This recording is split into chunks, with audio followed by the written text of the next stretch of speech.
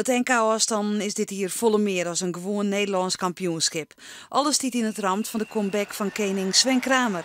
Oorlierlien is het dat Sven zijn laatste wedstrijd rieden had. En nu op zijn eigen thuisbaan maakt het zijn randree op zijn favoriete afstand de 5 kilometer. Er zijn wel een tal van vragen. Kinderen het nog? Hoe vier is er? En noteert er voor het de vlugste tijd. Even voor Jelve Saizen riet de finish. Zijn tijd 6:25. Kramer start als eerste van de favorieten en weet nog net of zijn tijd genoeg is voor de titel. Het was best wel in het begin al snel rotten. En dat kwam eigenlijk iets. Ik moest eigenlijk iets te betiert al gaan werken. En dat liet wel zien dat ik gewoon conditioneel op orde ben.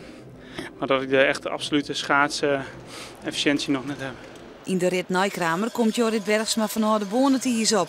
De fietsenmakker weet dan al dat de tijd van Kramer te klopje is. Bergsma is in de vorm van zijn lippen. De marathonrieder uit de ploeg van Jillet Anema is 2 seconden vlugger als Kramer en mag hem voor het eerst in zijn carrière Nederlands kampioen nemen. Ik zeg nog net als Sven die we van Peri weer omkomen.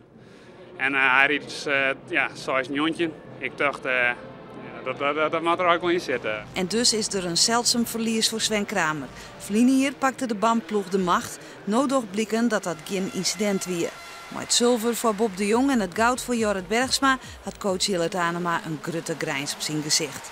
Maar hij bleef zelfs kritisch. Dat we hier gezien hebben dat de allereerst aan de eerste wedstrijd, er is net eens een 400 meter west, dan die spanning, die tribunes ben ik stil.